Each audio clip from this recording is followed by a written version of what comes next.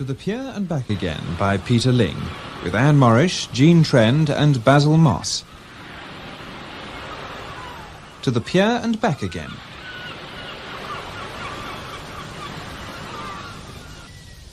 Well, for once, the spare room's looking quite presentable. But who is he, Celia? Oh, those awful birds. They will roost on the chimney pots. Well, that's why they sound so loud. It echoes down to the empty grate. Oh, do you suppose we should light a fire in here to air the room? Celia, who is he? Well, I told you, Mr. Fenn. Louis Fenn. I should think he'd like that, wouldn't he? How do I know what he'd like or dislike? You haven't told me the first thing about the man. Oh, that's not true. I told you. I met him last November in London. When you went up to the opera and stayed with the cousins. He's a friend of theirs, is he? You never said. No. He's nothing to do with the cousins. I met him at the opera in the interval. He spoke to me. He asked if he could look at my programme. He'd arrived late and they were sold out, and then we started to discuss the performance. I see. And at the end of the interval, when the bell went, you said, if you're ever in the neighbourhood of Sandgate, do drop in and meet my sister. Better still, why not come and stay for a long weekend? Of course not. What happened was, he asked me to have lunch with him the next time I was in London. Would you care to have lunch with me? So I said I'd love to. You take my breath away, Celia, you really do. We had lunch 2 weeks later in a very nice restaurant that he knew near the British Museum. And you never said a word about it. Well, why didn't you tell me? I'm telling you now. We had lamb chops and red currant jelly. I mean, why didn't you tell me about him? I didn't know whether to explain to you or... Well, at that point, I didn't even know if there was anything to explain. I didn't know whether I'd ever see him again. But as it turned out... As it turned out, I wrote back and wished him a Happy New Year, and I invited him down to stay for a day or two. Yes, but why? He's on holiday. It seemed to be the ideal opportunity. On holiday? In January? He's a teacher at a boys' school near Dorking. A very good school, he says. It's a very old foundation. Oh, I'm so glad. I still don't see for the life of me why you had to ask him to stay. Are you fond of him? I don't know yet. I think I might be. But that's what I have to find out. Well, how old is he? What does he look like? Oh, quite pleasant. He's got a very good sort of face. Not exactly handsome, but a nice personality. Strong, but quiet. Reserved, I'd say. He doesn't sound very reserved, accepting invitations to stay with total strangers. You still haven't told me how old he is. 42. Same as me, quite a coincidence. Except that you're 43. You always forget I'm 2 years younger than you, and I'm only 41. For heaven's sake, what difference does it make? 41, 42, 43, we're not children, are we? This window doesn't look very clean. You can hardly see to the end of the promenade. Oh, there's the door. Oh, that couldn't be him, could it? Already? Oh, Kate, do I look all right? Now, don't start fussing. Go down and let him in. I just hope I haven't made a terrible mistake. So do I. Good afternoon, Miss Brady. Good afternoon. I'm afraid I'm a little early. I got to the station sooner than I expected, so I caught the train before. Pardon? Before the one I meant to. Oh, it doesn't matter a bit. Do come in. You've got a splendid outlook here along the seafront. But I'm afraid you're not seeing it at its best today. No. But it must be wonderful in the summer. We like it best at this time of the year, when it's not so crowded. Shall I take your coat? Oh, let me. Oh, I do beg your pardon. Sorry, my fault. No, my umbrella, I'll just... I really am terribly sorry. So clumsy. No bones broken. I've got a very thick skull. Idiotic of me. I didn't see you standing there at first, and then when I dropped the umbrella... I'll put it in the hall stand out of harm's way. Aren't you going to introduce us, Celia? Oh, of course. Mr. Fenn, this is my sister, Kate. How do you do? How do you do? Celia's told me a lot about you. Has she? How funny. She told me nothing about you till today. I'll show you to your room, shall I? This way, Mr. Fenn. Here we are. It's a nice, light room. At least it is when the sun comes out. And you get a good view along the beach. Yes, indeed. Oh, magnificent. Is that the pier over there, or... Or what's left of it. It's closed now, you know. No, I didn't know. What a pity. I mean, if you care for piers. Oh, we do. Is this your first visit to Sandgate, Mr. Fenn? You know, I'm afraid it is. Ah.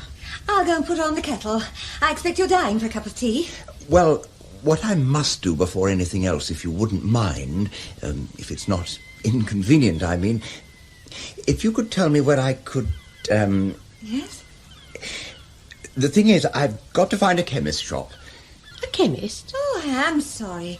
Aren't you feeling well? Oh, no. I'm perfectly all right, thank you. But I left home in rather a hurry this morning, and it wasn't until I got on the train I remembered I'd left my sponge bag behind.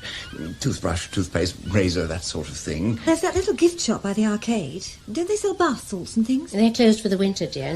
No, I'm afraid it will mean walking into the middle of town. You see to the tea things, Celia, while I walk Mr. Fenn along to the high street. It won't take us 10 minutes, and the tea will be all ready by the time we get back.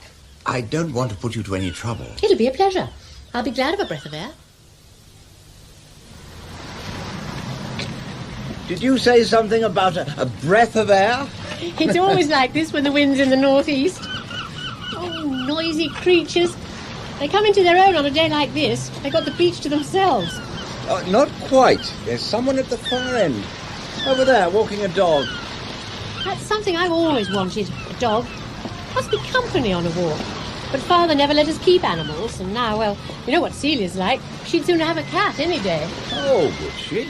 Of course. She's a real cat person. I thought you must have read some of her cat poems. She's written such a lot about cats. Has she? She hasn't shown you her poetry either. Oh, you surprise me. She did say she'd let me see some this weekend. Ah, yes. Well, we'd better cross over here. It's a nuisance being so far from the shops. The real shops, I mean. Real? Well, those along the front are just holiday shops. Ice cream parlours, postcards and sticks of rock. That's why they're all boarded up now for the winter. There's one with the light on, past the phone box. Oh, that's the amusement arcade. There doesn't seem to be anyone in there. Well, there are no visitors about on a day like this. And locals never go into places like that. Not even the youngsters? There aren't any youngsters. There's nothing here for them, you see. Only one cinema left, and that's falling to pieces. No theatres or concerts. No opera, of course. Not your sort of place at all. That's why Celia has to take herself off to London for her beloved Puccini. Ah, here we are. Now, if we turn down here, there's a chemist along there on the left. It's very good of you to come all this way. Nonsense. It'll help me work up an appetite. When I've been slogging away in the kitchen to make the supper, I don't feel like eating it. Unless I snatch a bit of a walk in between whiles. You enjoy cooking, though. I remember Celia telling me. She said that, did she? Oh, it's a question of having to. If it was up to Celia, we'd live off boiled eggs and cups of tea. Oh, I hadn't realised. Oh, you must know she's the artistic one. Her poetry and her music, they're all she lives for, really.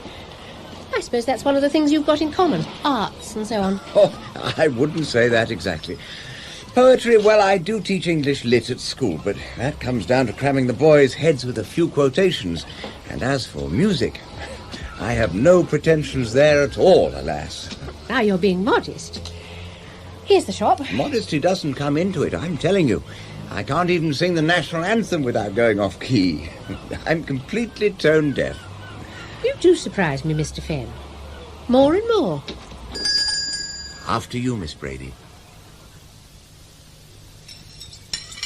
Well, that was a delicious meal. I really must congratulate you, Miss Brady. Thank you very much. Oh, I thought... I was under the impression that... We both contributed to it, didn't we, dear? Of course. Celia laid the table.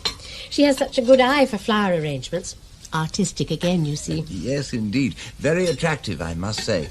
All those jolly little, pink and... Spray chrysanthemums. It was on the tip of my tongue. You're not fond of flowers, perhaps? Well, I haven't really had much chance. I like flowers, of course. At a respectful distance. How strange. Now, I couldn't exist without flowers. They're the breath of life to me. Well, out of season, breathing comes quite expensive. Coffee, Mr. Fenn? Oh, cream, sugar? Please.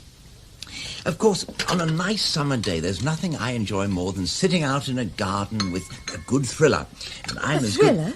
Believe me, Miss Brady, after a whole term of Shakespeare, Chaucer and Milton, a good cops and robbers chase comes as a blessed relief. Well, you do surprise me. My very words. I was saying this afternoon, Mr. Fenn is full of surprises. I'm sorry, I don't quite follow.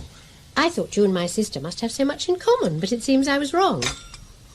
Celia, dear, don't let your coffee get cold, will you? Oh, yes. Thank you. Yes, it really seems you don't know each other at all well. But what puzzles me most is, why should a man who's tone deaf, as Mr. Fenn admits to being, choose to sit through a performance of La Bohème? It was Bohème, wasn't it? Well, I think you must be mixing me up with somebody else. I haven't been to an opera for years. Oh, I'm sorry. Have I said the wrong thing? It wasn't your fault. Kate tricked you into it. You see, Mr. Fenn, I'd been led to understand that Celia met you for the first time during a performance of La Bohème. But that couldn't really be true, could it? Oh, Lord, I'm frightfully sorry. I thought you knew about the bureau. The bureau? Must you? Why are you talking about a bureau all of a sudden? Do you mean the one in the drawing room? He means the marriage bureau, Kate. The one that introduced me to Mr. Fenn. Now, are you satisfied? 10:30. Goodness, the evening has simply flown by, hasn't it? I never realised... That's because there was so much to talk about. I do hope we didn't bore you. Oh, not in the very least. I've often wondered how marriage bureau actually operate. It's been fascinating to have a first-hand account. You do understand that the one we chose has a splendid reputation, an old established firm, highly respectable. Do you mean some of them aren't quite so respectable? I assure you I was scrupulously careful. That's why I turned down the first 3 men the agency sent me. But when I met Mr. Fenn, I knew at once that he was all right. Really? Do tell me, how many ladies did you turn down, Mr. Fenn? None at all. Miss Brady was the first one I met. One look was enough. How very romantic. Now Kate's teasing me again. Yes, well, I'm quite sure you have lots to say to one another, so I'll take myself off to bed. No, don't. I mean, please don't rush away on my account. I was just about to make a move, as it happens. So, if you'll excuse me, I think I'll slip up to my room. Very well, Mr. Fenn. After all, we have got the whole weekend ahead of us. Yes, indeed. Good night, Miss Brady, and, well, good night, Miss Brady. Don't you think it might be less confusing if we were all on Christian name terms? Of course. Good night, Celia, and good night, Kate. Good night, Louis. I hope you sleep soundly. I'm sure I shall. I always do. Good night. A charming man, don't you think? Perfect manners. That's so important. And sincere. I do feel sincerity is absolutely vital in a fiancé, don't you? Celia, dear, you're waffling. Come and sit down and tell me why. Why? Well, surely, if he weren't sincere, one would never have a moment... Not that. I meant, why any of it? Why go to a marriage bureau in the first place? Oh, I just thought I'd try to see if it worked. And it did work, because here he is. Dear Louis. I've been calling him Louis in my mind for several weeks. But there's no doubt that Mr. Fenn springs more naturally to my lips. Stop playing for time. You still haven't told me why. Oh, well... You must admit we're neither of us getting any younger, are we? No, I had noticed that. But it didn't send me straight into the arms of a marriage bureau. What made you decide you wanted to get married? All the other girls at school seem to be married by now, with families and birthday cakes and photographs of their babies. I feel as though I've missed something. Do you? I go to tea with some of them.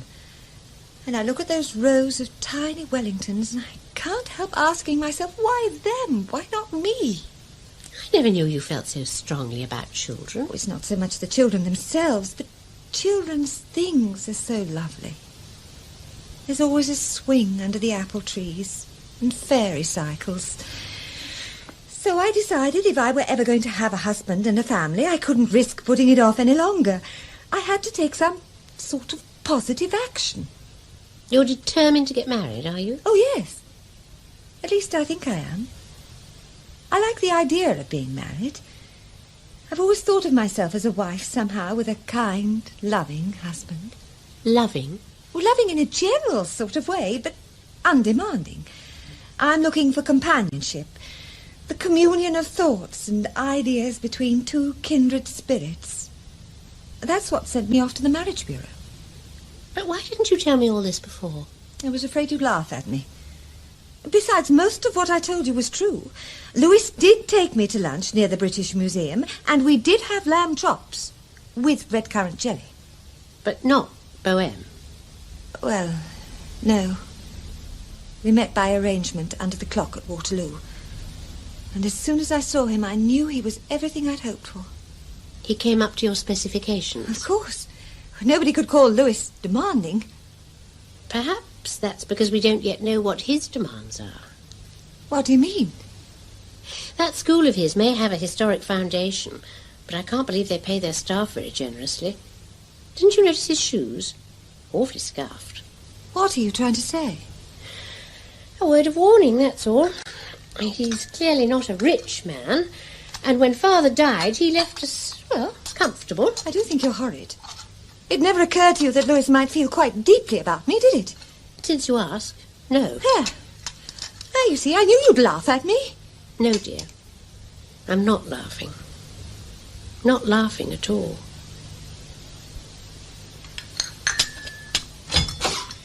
Good morning, good morning. What a glorious day.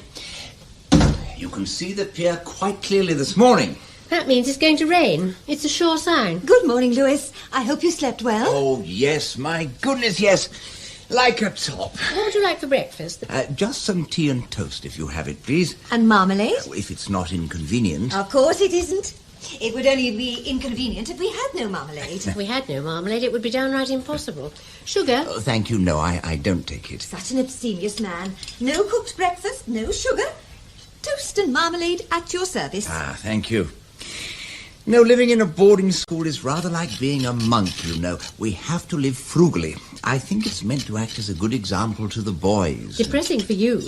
But I expect you make up for that during the holidays, indulging in extravagant luxuries. Oh, hardly. I live quite modestly all the year round. I don't go in for extravagances. Is that from choice, or because you can't afford to? Kate, really? No, you're entitled to know. I don't have very much money, I'm afraid. Oh.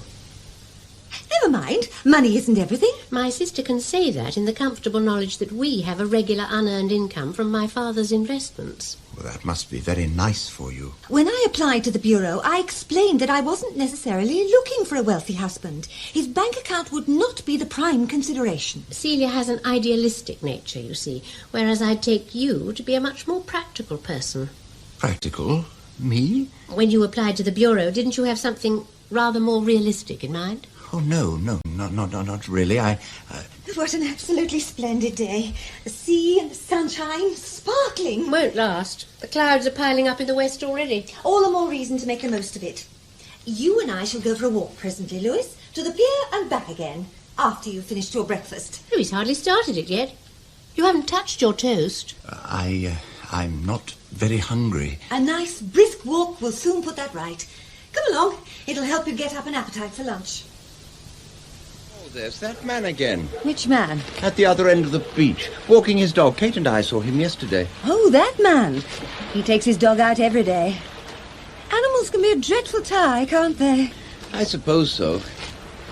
Kate said your father would never let you keep pets. No dogs, no cats. Cats. There was a great sadness to me when I was a girl. I simply worship cats, you see. I must show you some of my poems. But after your father... I mean, there's nothing to stop you now, is there? You could have as many cats as you like. Yes, I could, couldn't I? Furry, purry, bundle of fluff. One little kitten is never enough. That's one of my favourites. I shall read it to you when we get home. Very kind. So why don't you? Why don't I what? Have a cat, since you're so fond of them. Oh, I don't know. Cats do need looking after. It's really easier to write about imaginary cats. I suppose it must be. I'd have to remember to feed it. So dreadful if I ever forgot. Because when I shut myself up in the study to write, I lose all count of time, you see. Do you really? And that's why I leave all the cooking and shopping to Kate. Oh, don't look so anxious, Louis. You won't starve, I promise. You'll be well looked after here. Will I? Oh, yes.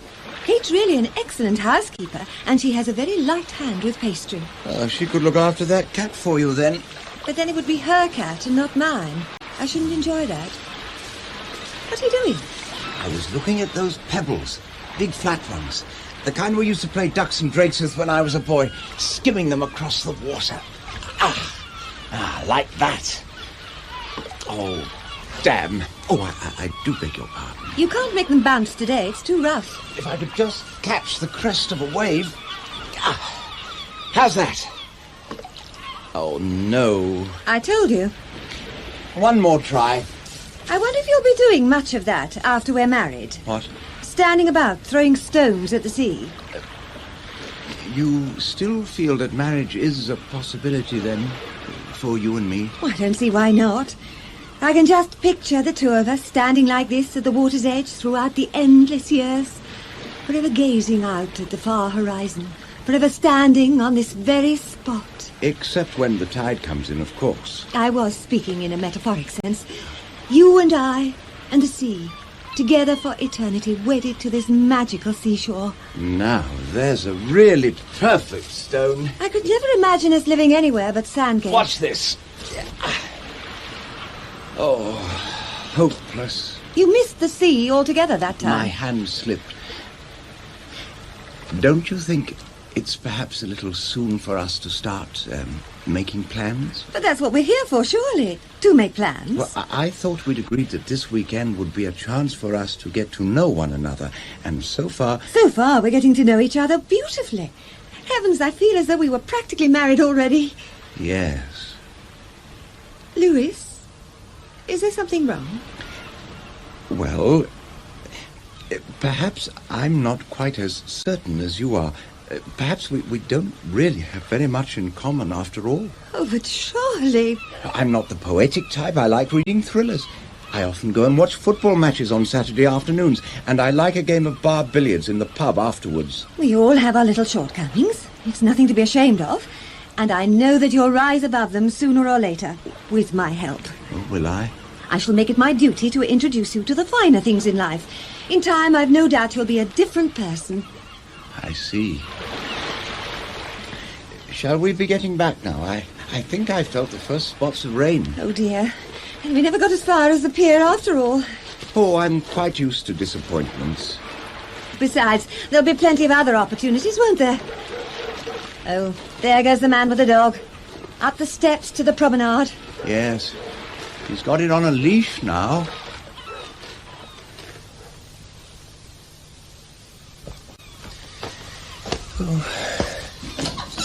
Oh, dear. Oh, I beg your pardon. Oh, don't mention it. I was just coming to make your bed, but you've already made it, I see. Force of habit, I always do. You've made your bed, and now you're packing your bag. That's right. I just thought You were thinking of leaving us already? It might be as well, perhaps. I'm very sorry. Have you quarrelled with Celia? Oh, no, not at all. Actually, she doesn't know I'm leaving. I thought I'd just slip away quietly. But you can't simply walk out It without will a be single much the word. best in the long run, honestly. Best for you or for Celia? For both of us. I realise now that it was a terrible mistake. I should never have come here. So your courage failed you, after all. I have to admit I am not the marrying kind. I suppose I am what they call a confirmed bachelor. I should have known by now. It's useless to expect any woman to put up with me for very long. Every time I get to know a nice woman, it always ends sadly. Why is that? The last time it happened with Mavanwi. She was a really lovely girl. She taught music appreciation. And she said, "Louis, I'll always be very fond of you, and I'll remember you with great affection. But at the same time, there is something about you that makes me want to hit you over the head with my mandolin." I never knew why. Well, you give up too easily, perhaps. I mean, prospective husbands are expected to show a little more perseverance. That's probably it. I can never imagine myself being successful with women, so of course I never am. I can't think how you ever got as far as applying to the marriage bureau. Oh, that was different. I had no alternative. I mean, it was essential. Ah, now we're coming to it. You wanted a rich wife, is that it? Oh, no. The money didn't matter. I would have been getting a rise in salary anyway if... You see, I wanted a wife urgently. It was a case of needs must. Good Lord, I would never even have contemplated taking such a step at my age unless... Do really want to hear all this? I think it might help. Well, very well. There's the possibility of promotion at the school. At the end of the summer term, you see, old Arthur Johnson will be retiring, and that means a housemastership will become vacant. But what's that got to do Now, with... the head prefers applicants to be married men. Their wives are expected to help look after a mob of unruly boarders and act in loco parentis. Oh. I can see I've shocked you. No. Must want that post very much. Oh, I do. At least I suppose I do.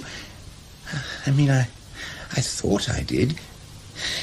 But I dare say it wouldn't have worked. And anyway, I can't go through with it. Why not? Well, for one thing, it wouldn't be fair to Celia. And anyway, Celia has made it perfectly clear that she couldn't bear to leave Sandgate, so really... I'm sure if you explained it to her tactfully, you could persuade her to change her mind about that. Oh, no, I'm afraid not. Frankly, I don't think she'd ever be happy as a housemaster's wife. What Celia wants is love. I'm not sure that's entirely true. Now, look here. You really mustn't give up so easily. Persevere. Why not stay a little longer and carry on with your plan? Deceive your sister? Oh, no, I couldn't I'm not do suggesting you should deceive her. Why not tell her the truth, just as you've told me? Once she knows the facts of the matter, she can decide what she wants to do about it. Why, I don't know about that. Well, she won't like it at first, but she may come to see that it has its advantages in time. You really must tell her. Miss Tabitha Twitchit has very soft paws, but Tabitha Twitchit has very sharp claws, velvety pincushions, quick as a... You're not listening. Oh, I am. I am indeed. I'm afraid I must be boring you. No, really, I am concentrating hard. Honestly, you think my little verses aren't altogether worthless, then? I was admiring the way you read them. You put so much expression into them. Indeed, I was wondering how you would feel about reading your poems to an audience of small boys, carefully selected small boys. But I don't know any small boys. Ah, but that's all right. I know a lot. An awful lot. Oh, at your school? Quite.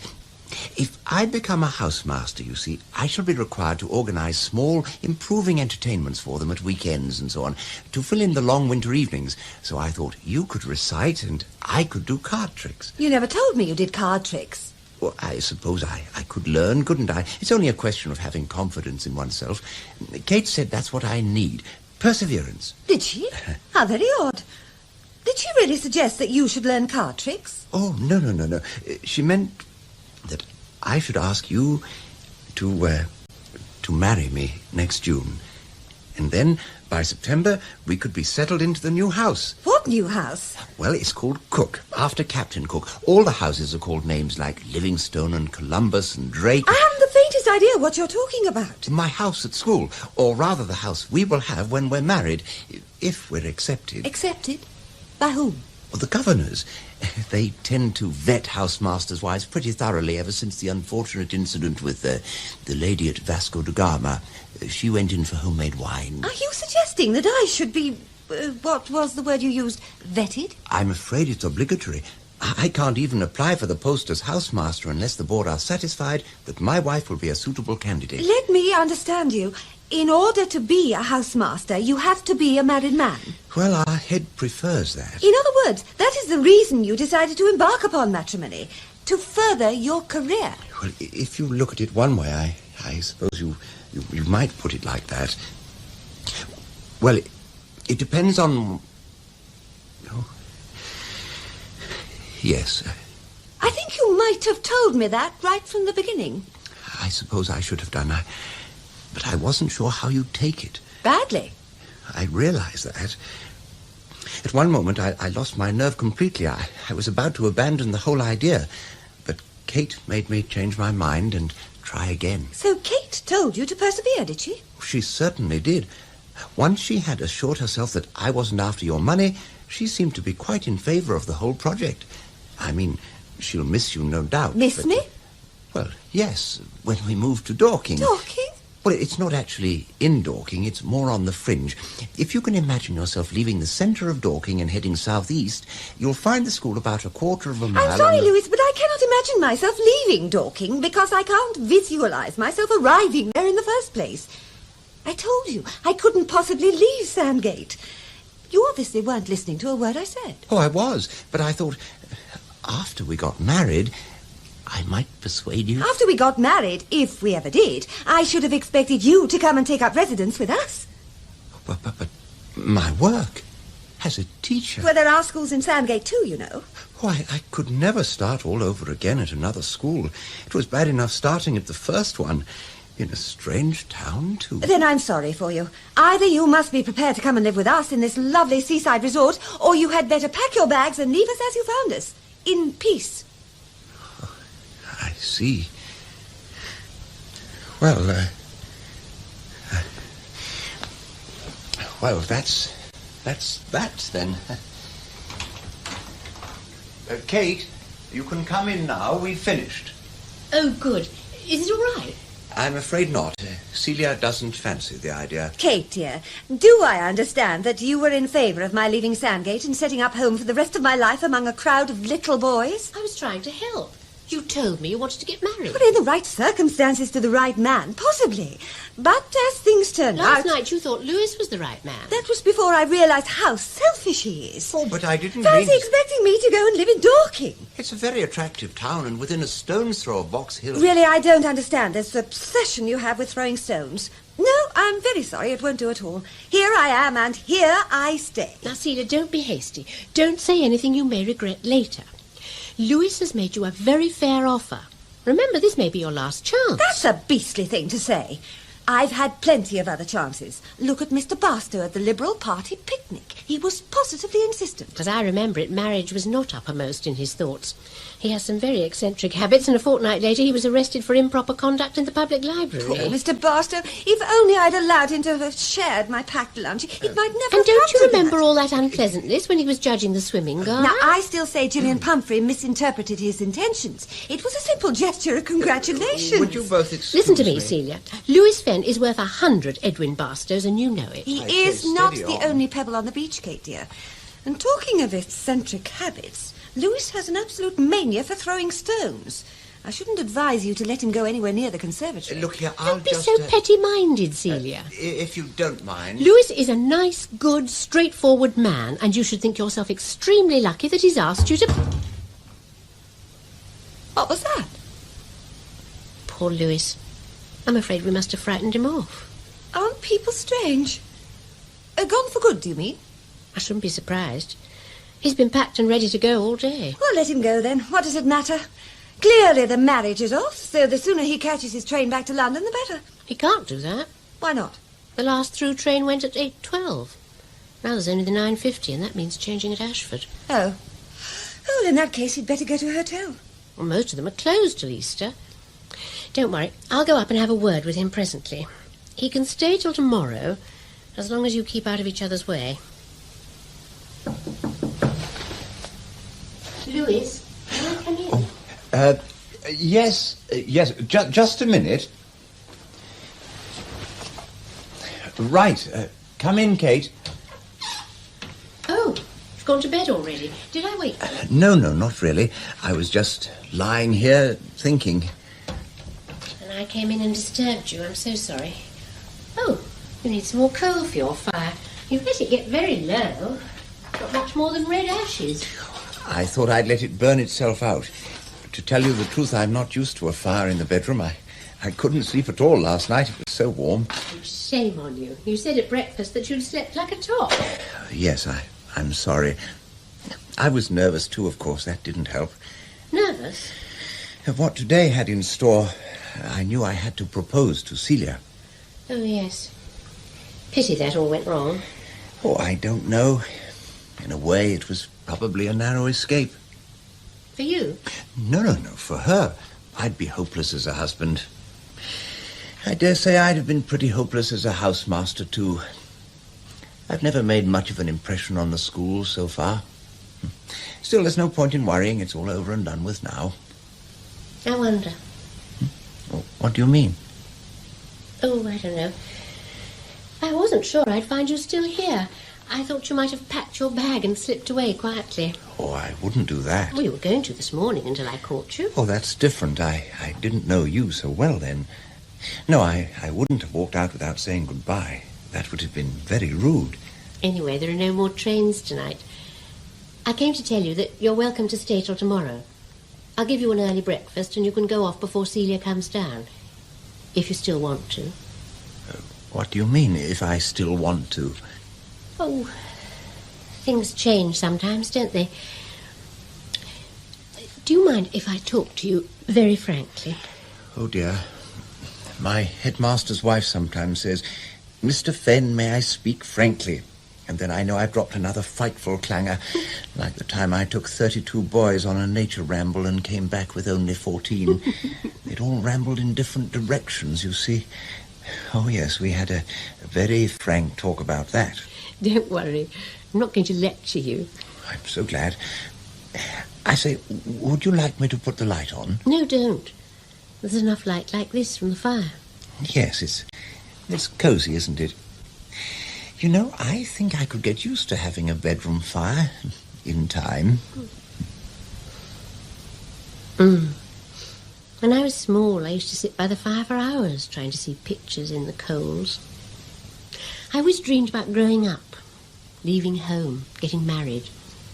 I hoped I'd see myself in a long white dress and a veil. But of course, I never did. But why not?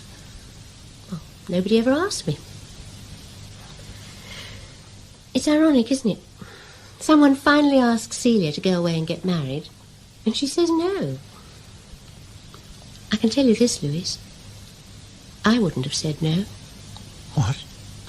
I did warn you I was going to speak frankly. I can't be much franker than that, can I?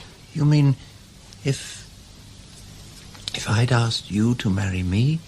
I would have got out my diary and fixed the date immediately. Oh, Kate, my dear, I don't know what to say. Oh, you've got to be equally frank with me. Tell me at once if the idea appalls you, and then I'll go away and we can regard the incident as closed. You really think you could be happy as a housemaster's wife? I think I could be happy as your wife, which is all that matters. Oh, you've quite taken my breath away. Kate, will you marry me? I've just told you I will. Do try to concentrate. Oh, I'm sorry. It's taking me a little while to adjust to the idea, that's all. Louis, there is one more thing I'd like to get settled before we finally decide. Yes, what's that?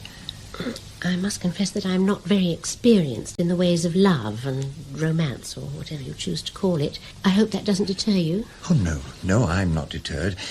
My own case is a bit similar, though, of course, I have had moments of... I'd really rather not hear about those, if you don't mind. Oh. You see, on one point, I really am quite determined. I shouldn't want this to be a marriage in name only. Well, it seems absurd not to enter into the spirit of the thing fully. Don't you agree? Oh, I'm sure you're right. Only, we do have to be quite certain. And I do find you rather personable. I thought I ought to make that absolutely clear. Oh, thank you. I find you personable as well. That's a very lucky coincidence under the circumstances.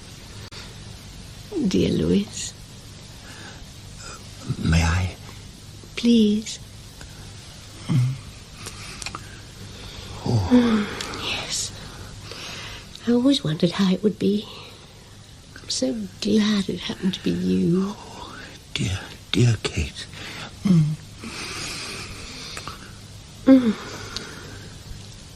I'd feel such a fool doing this with a complete stranger.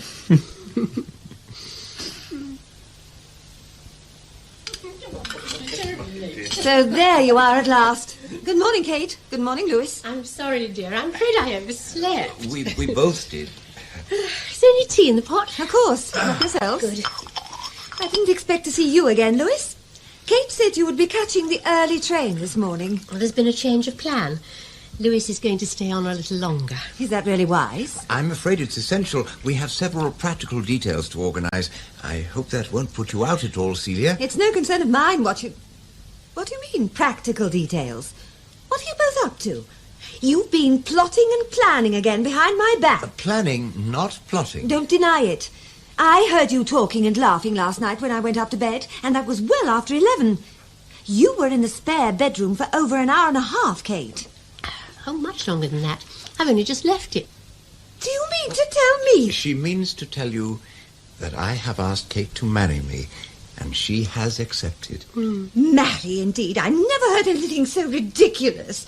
The moment a man comes into the house, you go completely to pieces. I despair of you, Kate. I really do. Oh, Celia, be happy for us. We want you to be as happy as we are.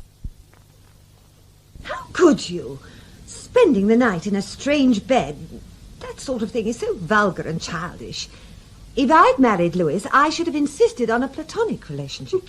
I thought you were the one who wanted a family. Babies are rather appealing, I admit, but the mechanics of it are so primitive. Well, luckily you're not going to marry Louis, and I am, so the problem doesn't arise, does it? I suppose now you'll both want my bedroom, Father's bedroom, because you need the extra space. Oh, no, dear, we shan't want that.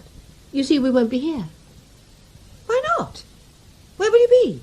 At Louis's school in Dorking. It isn't actually in Dorking, my dear, but there's a bus that goes right Do you mean by the to say front. you'd actually leave Sandgate and bury yourself in some dreary little out-of-the-way village? Certainly. I'm going to be the new housemaster's wife. I do hope I manage to do it properly. You can deal with the parents when they come and complain. You'll be very good at that. And what about me? No, dear, you'd be hopeless with the parents. You'd get their names muddled. I mean, what about me? Living here alone in this huge empty house. How would I ever survive? Well, I don't know. As far as I can see, there's only one way out. And what's that? Suicide.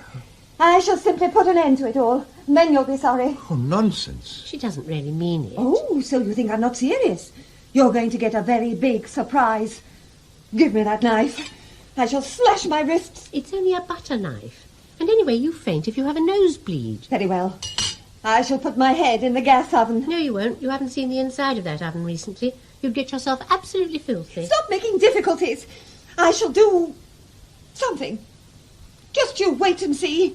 Where are you going? To my room, to meditate on ways and means. You haven't finished your egg. Oh, yes, that's one way. I can starve myself to death. Of course, she won't do anything. Of course not. So we don't have to worry about her. I'm not worried at all. She'll be fine. Of course she will. Toast? Oh, no, thanks. I'm not very hungry. Neither am I. It's peculiar. I was terribly hungry when I first woke up.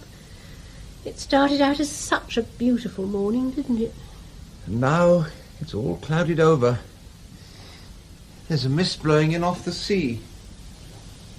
Pier looks like a poor, faint ghost of itself. Never mind. We're not ghosts. We're very much alive. Of course we are. I never felt so much alive.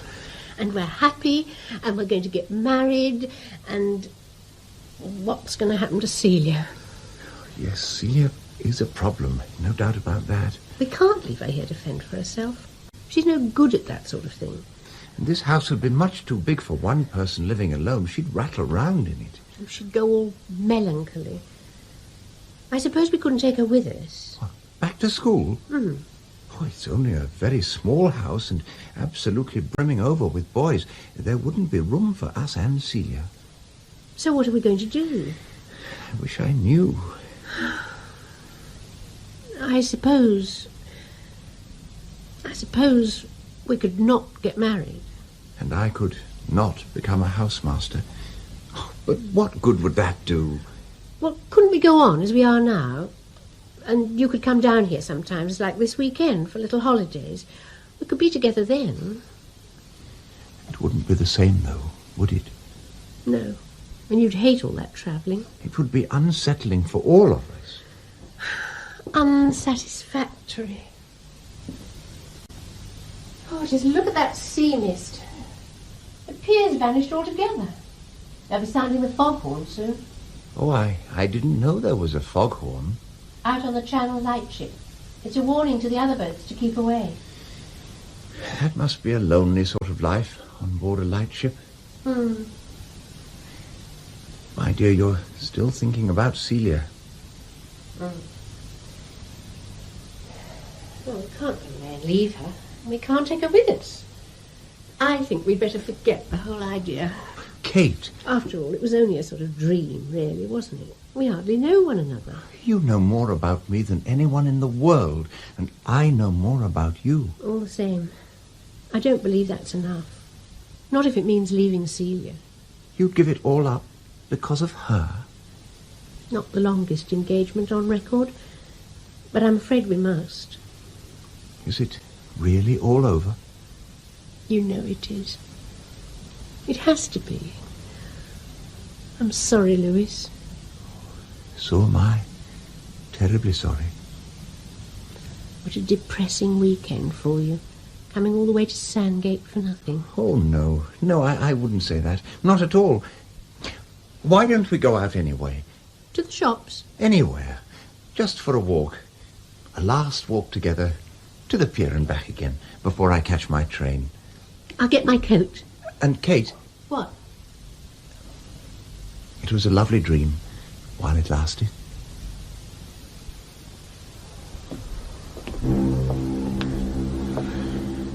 Can't hear the waves breaking today. Everything's muffled up in this white mist. Nothing but the hooting of that foghorn. It's like being spacemen on an unknown planet. It won't last. The weather changes here quite quickly. By tomorrow it'll all be different. The sun will be out again. By tomorrow, I won't be here. I'll think of you in Dorking. Not quite in Dorking, on the fringe. Oh, there's that man. The one with the dog. He's always here. He'll be here again tomorrow. My dear, you're shivering. I am a little chilly. This fog creeps into your bones. Your face is wet. The moisture. It's like walking about inside a cloud. They call it a sea fret. I don't know why. Well, let's get out of it before we both catch cold. We'll go somewhere indoors, somewhere warmer. Well, there isn't anywhere. This is an unknown planet. Of course there is. Look, that shop's lit up and the door's open. It's not a shop, it's an amusement arcade. Well, whatever it is, come on.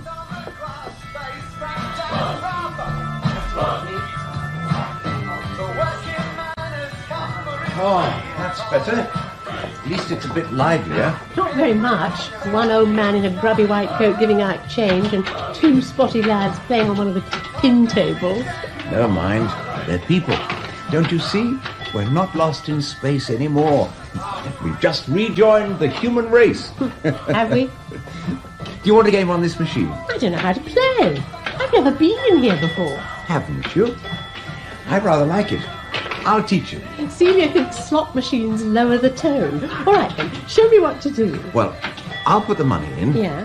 Now, right now. Get the first ball into the firing position and then pull back that lever. Like this? That's right. It's gone mad. Beginner's luck. You hit the big bonus button. That's very good. 100, 2, 3, 4. 640. Well done. You have a natural talent. And to think I never even knew it. Oh, let me try again. I love you. I know. I love you too. I can't go back to school and leave you just like that. I don't want you to. Now that I've found you, we can't just go back to where we were before. I want to be with you all the time. That's it. Look, Louis, can we be absolutely frank with one another? I don't see why not. It worked rather well last time. Then let me ask you, how much do you really like being a teacher? I loathe it, actually. But you must have liked it once, when you started. No, I drifted into teaching when I left college because I thought I'd enjoy dealing with people. But then I found out small boys aren't people. And by the time I realized that, it was too late. I was trapped. You must have realized I detest small boys. Good. That makes it much easier. What? I was going to suggest, why don't you hand in your resignation and leave Dorking altogether? Then move to Sandgate. But what would I do to earn my living? Our house is much too big, even for 3 of us. We could turn it into a guest house, and you could help to run it. Now, how about that? Could we? Really? Well, I don't see why not. You said you enjoyed dealing with people, and Celia can lend a hand too. She's not bad at flower arrangements, and she can make water lilies out of table napkins. Oh, come on, Louis. Let's go and tell her about it, shall we? A guest house?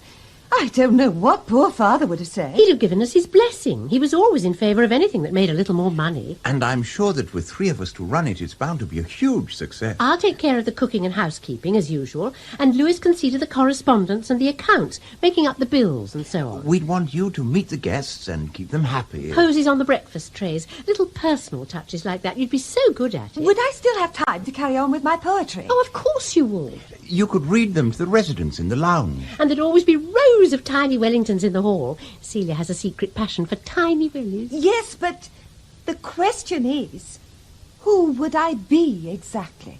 I'm sorry, I don't Just quite... visualise the printed notepaper. The Sandgate Terrace Guest House. Proprietors, Mr. and Mrs. L. Fenn, with the assistance of Miss C. Brady. It doesn't seem quite right, does it? We'd be equal partners, all 3 of us. But you'd be married and I wouldn't. I don't call that very equal. Oh, you mustn't feel like that about But it. how do you expect me to feel? A middle-aged spinster living with her married sister and brother-in-law. Oh, no, it's not how I see myself. It really isn't. But Celia, And dear, don't you forget, didn't want... it was my idea to go to that wretched marriage bureau in the first place. Oh, yes, I but- was the one who paid the fee, Kate, not you. So I should be the one to get married. That's only fair. Celia, you've already turned Louis down. You told him to go away. Ah, but he didn't go, did he? He's just hanging on, making me look ridiculous. But you said you didn't want to marry me. Well, I suppose I'm allowed to change my mind, aren't I? It seems perfectly obvious. If you're going to stay here as anybody's husband, it ought to be mine. Celia, I don't quite know how to put this, but the fact remains I don't love you, and I do love Kate. What has love got to do with it? It's the principle of the thing that concerns me. You told me that if you'd married Louis, it would have been a platonic relationship. And I meant every word of it. Make no mistake about that. We would have separate bedrooms, naturally. It doesn't sound very natural to me. Oh, well. Since you and Kate seem quite determined to give way to your baser emotions, I suppose there's nothing to stop you sharing the big bedroom. Yes, I could move into Kate's room and you could both have mine. You see, I'm prepared to meet you halfway. I wouldn't want you to think I was being difficult about this. You mean you'd marry Louis and I'd live with him? Is that what you're saying? Kate, dear, there are certain things one does not say. I'm merely suggesting that if I were to marry Louis, we could at least have a white wedding. It would look so much nicer in the weekly paper. So far as Sandgate is concerned, you and I will settle down to a respectable, conventional married life. I sincerely hope so. And as far as we're concerned, within these 4 walls, the real marriage would be the one between Louis and me. Not a marriage, dear. Louis and I would be married. You'd have the other thing. A liaison, shall we say. But there would certainly be no need for that ever to be discussed within these walls or anywhere else. I see. Well, that sounds reasonable enough to me. But it's up to Louis, really. Louis, what do you say? Celia, will you marry me? How kind of you to ask. When would you suggest? Well, I do have to give a term's notice to that ghastly school, but I could probably leave after the exams. Shall we say the end of June? June? That would suit us very well, wouldn't it, Kate? And now, if you'll excuse me, I think I'll just slip up to my room. The feline muse is descending. I've just had an idea for a poem. The Pussycat's Wedding Day. Just think of it. Tabitha Twitchit, all in lace. You must read it to us presently. Louis, you really are happy about this? You're quite sure? I'm absolutely sure. If it's going to make Celia happy, why not? Oh, but it's not just my happiness, is it? I'm thinking of the happiness of us all. Isn't that how the best romances always end? With everyone living happily ever after?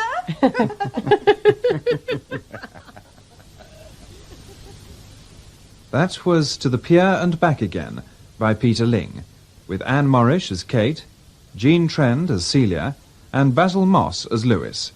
The play was directed by David Johnston.